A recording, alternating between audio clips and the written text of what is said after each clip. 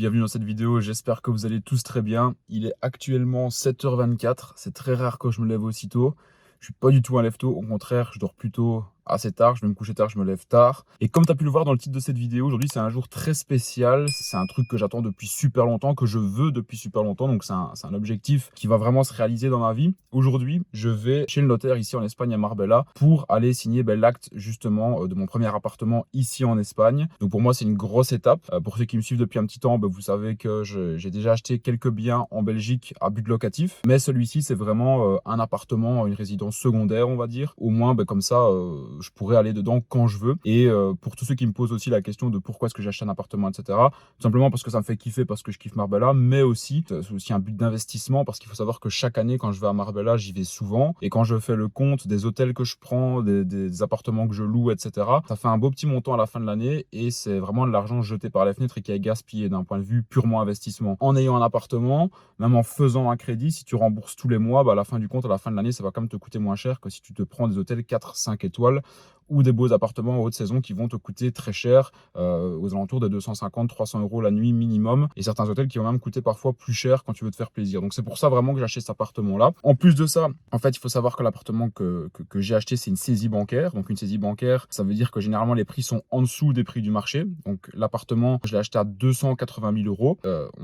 On a dû faire son évaluation parce que j'ai fait un crédit à la banque en Espagne. Moi, dès que je peux faire appel au crédit pour faire l'effet de levier, ne pas toucher à ma trésorerie et financer un maximum par la banque et rembourser sur le long terme, ça m'intéresse, surtout que j'ai réussi encore à avoir un taux très bas. J'ai failli ne pas l'avoir, mais j'ai encore réussi à avoir un taux à 1,5 et entre temps il avait augmenté, mais j'avais déjà signé, donc heureusement j'ai pu l'avoir à 1,5 et donc voilà, j'en suis super content et je l'ai signé à ce taux là. Mais il faut savoir que les saisies bancaires donc sont en dessous des prix du marché. Je l'ai acheté à 280 000 et l'évaluation faite par la banque a été faite à 370 000 €, donc ça veut dire qu'il y a 90 000 € de plus-value à ce niveau là. Donc je ne le savais pas qui valait vraiment cette valeur là en l'achetant. Je l'ai vraiment acheté en coup de cœur et le prix me semblait très raisonnable par rapport avec ce qu'il y avait sur le marché. Donc voilà pourquoi je l'ai pris. Je vous filmerai également l'appartement, j'ai des travaux à faire bien évidemment, donc ça j'en profiterai peut-être dans une autre vidéo pour vous faire les vidéos des travaux, etc. Et je vais pas vous tenir plus longtemps dans ma voiture, je vais directement démarrer. J'ai 1h50 de route parce que là je me trouve pas du tout à Marbella, je suis plus ou moins à 150 km voire 180 km de Marbella, un peu plus vers Almeria. Je vais donc me taper la route maintenant pour aller chez le notaire à 10 h. Je dois d'abord passer à la banque aussi parce qu'ici quand tu fais un crédit tu dois prendre les chèques à la banque pour aller les apporter au notaire. Et ensuite, je vous explique le déroulement de la journée et quelques autres petites informations parce que vu que c'est une saisie bancaire, juste avant de terminer là-dessus, c'est très ennuyant parce que vu que c'est une banque qui vend le bien, ils doivent vraiment faire tout le protocole anti-blanchiment d'argent. Donc là, ça fait 2 semaines que je suis occupé avec eux. Ils me demandent des questions, mais juste folles, sur comment je gagne ma vie, quel est mon métier, etc. J'ai déjà dû préparer un dossier de 84 pages. Rendez-vous compte, 84 pages en expliquant qu'est-ce que je fais dans ma vie, comment est-ce que je perçois mon argent, comment est-ce que je gagne mon argent, comment est-ce que je me rémunère, etc. Pour être sûr en fait que je ne suis pas voilà, un voyou qui vend de la drogue ou qui blanchit de l'argent, etc. Parce que sinon c'est eux qui peuvent être en tort. Donc c'est très chiant. J'ai dû prendre mon ordinateur avec, etc. Parce qu'à mon avis ils vont encore poser des questions aujourd'hui. J'espère que ça va pas bloquer la vente. C'est le protocole, c'est comme ça. Je suis pas le seul. Ils font ça à tout le monde. Mais logiquement ça devrait aller. J'ai bon espoir. Donc voilà, je vais directement aller chez le notaire et on se retrouve juste après.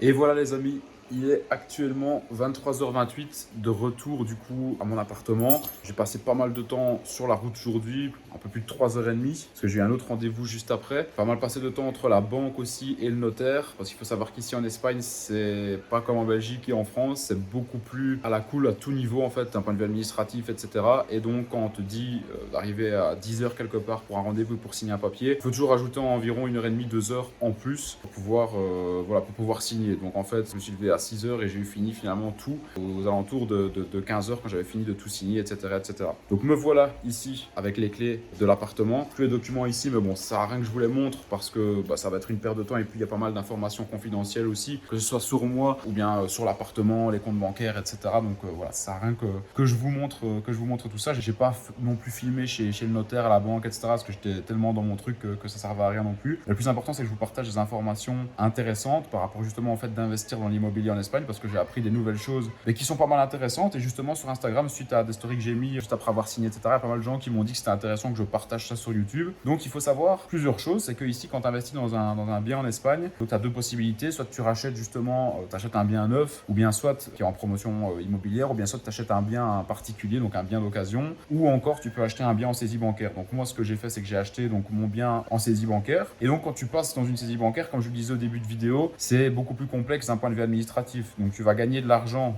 à l'achat, tu vas faire une bonne affaire. Mais d'un autre côté, tu as pas mal de points négatifs comme l'administratif, parce que vu que c'est la banque qui va recevoir ton argent, tes fonds propres, ils doivent être sûrs à 100% que c'est de l'argent qui est propre, qui est déclaré et que c'est pas de l'argent sale. Parce qu'aujourd'hui, on le sait, je pense que tu le sais aussi, au niveau du blanchiment d'argent, les règles sont très très corsées et la banque veut pas se mettre en fait dans la merde toute seule si après, j'en sais rien, il se passe quelque chose, etc.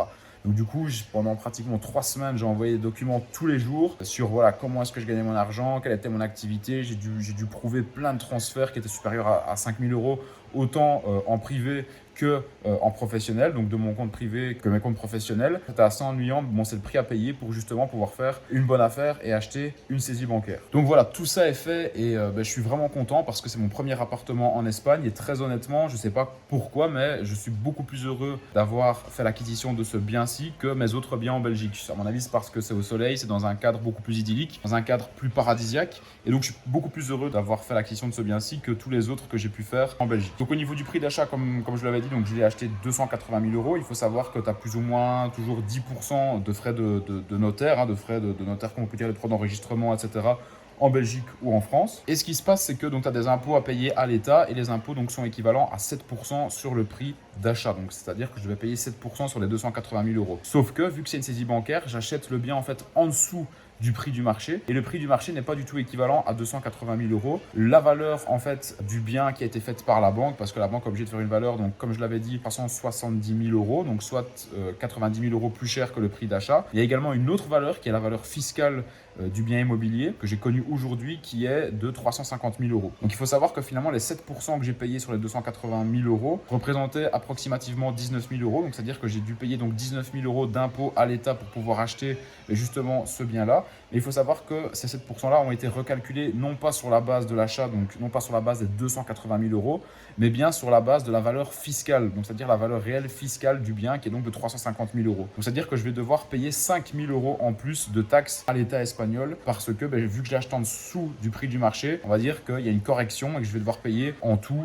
plus ou moins un peu plus de 24 000 euros donc de taxes à l'État espagnol. Donc ça c'est quelque chose qu'il faut prendre en compte quand on achète des saisie bancaire ici, c'est que parfois il y a parfois des frais cachés où on ne se rend pas compte dès le début. Heureusement je le savais parce que j'ai pris une avocate ici. D'ailleurs c'est même pas obligé de prendre une avocate ou un avocat ici en Espagne parce que tu peux tout faire toi-même. Par exemple en Belgique et en France, c'est pas du tout nécessaire de prendre un avocat quand tu achètes un bien immobilier parce que c'est le notaire qui se charge de tout faire en fait. Donc de regarder qu'il n'y ait pas de frais cachés, en gros que tu te fasses pas arnaquer. Tandis qu'ici en Espagne c'est vraiment préférable de payer un petit peu plus cher, de prendre un avocat ou une avocate pour être sûr que tout soit bien clean et de pas avoir de mauvaises surprises justement à ce niveau-là. Autre chose où il faut faire vraiment très attention ici en Espagne, c'est quelque chose que j'ai appris aussi lors de ma transaction et surtout après avoir parlé avec des amis, c'est qu'il y a beaucoup de gens ici qui viennent en Espagne, dans le sud de l'Espagne ou peu importe où en Espagne, qui vont acheter un bien immobilier dans le but de le mettre en location, de faire de la rentabilité avec un bien locatif tout simplement. Et ce qui se passe, c'est que aujourd'hui en Espagne, tu peux mettre ton bien en location, mais tu es obligé d'obtenir en fait un code, on va appeler ça comme ça, un code pour pouvoir le mettre sur des sites comme Airbnb,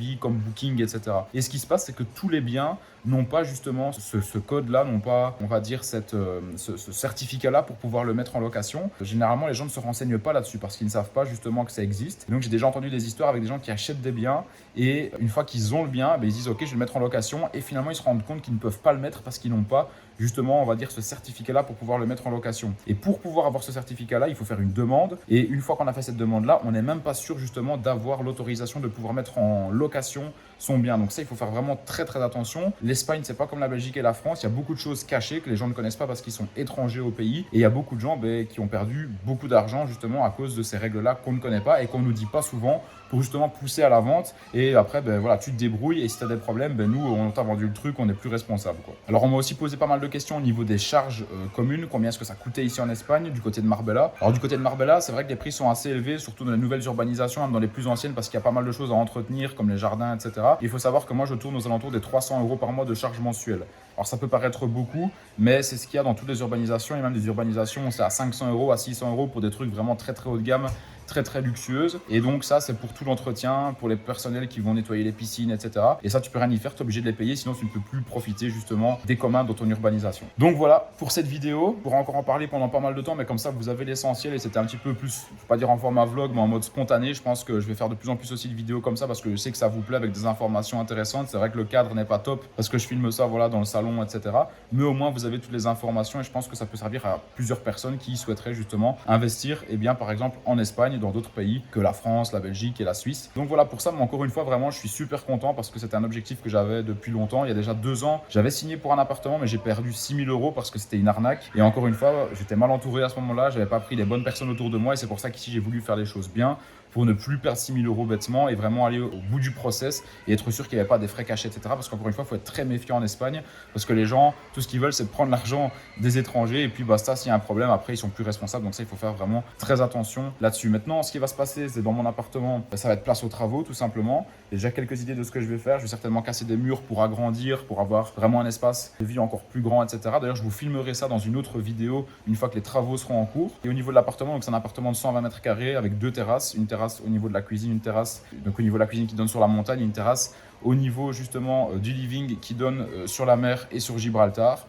Et encore une fois, je suis vraiment super content parce que comme je le disais, c'est vraiment quelque chose que j'avais dans ma liste d'objectifs à réaliser depuis toujours en fait. Donc depuis le début que je viens à Marbella, je me suis toujours dit que j'allais acheter un appartement ici. Et maintenant, c'est chose faite. Je suis vraiment super content. C'est une étape de plus. Je ne compte pas m'arrêter là. Après, ce que je veux, c'est investir dans d'autres biens immobiliers justement en Espagne aussi, mais vraiment pour faire du revenu locatif courte durée. Donc avec de l'Airbnb, etc. C'est vraiment quelque chose que je veux faire. Donc en achetant des appartements, bien évidemment, je pense moins chers, plus proches de la mer aussi. Ils vont être des sources de revenus passifs dans les futures années. Donc c'est pas prévu pour le moment, mais c'est des choses qui me restent en tête et que j'ai envie de faire plus tard. Je me dis que j'ai que 24 ans, je viens d'avoir 24 ans. Et c'est en investissant jeune comme maintenant que dans 20 ans, une fois que pour certains biens pour lesquels j'ai fait des crédits, et bien justement dans 15-20 ans, là je serai vraiment content de l'avoir fait parce que je pourrais les revendre et prendre certainement une belle plus-value ou bien même les mettre en location et même ne plus pouvoir travailler parce que j'aurai des sources de revenus passifs justement à ce niveau-là. Donc voilà pour cette vidéo, pour les petites informations supplémentaires par rapport à l'appartement en Espagne. Bon, je vais pas tout vous montrer parce que d'ailleurs j'ai même pas été dans cet appartement-là aujourd'hui parce que j'avais d'autres choses à faire. J'avais un rendez-vous aussi à midi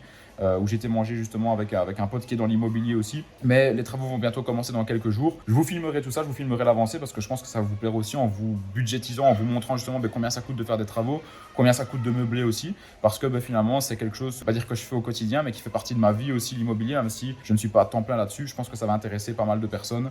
Donc voilà, encore une fois très content. N'hésitez pas à me dire ce que vous en pensez aussi, n'hésitez pas à me dire si vous avez des questions dans cette vidéo dans les commentaires et je pourrai justement y répondre dans d'autres vidéos. Et les prochaines vidéos sur l'immobilier qui arriveront seront donc les vidéos au niveau des travaux, des rénovations, etc.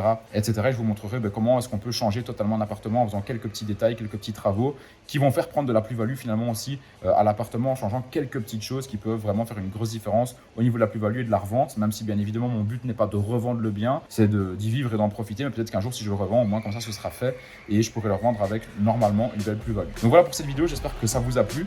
Je vous dis à très vite pour une prochaine vidéo, c'était Lucas, ciao ciao.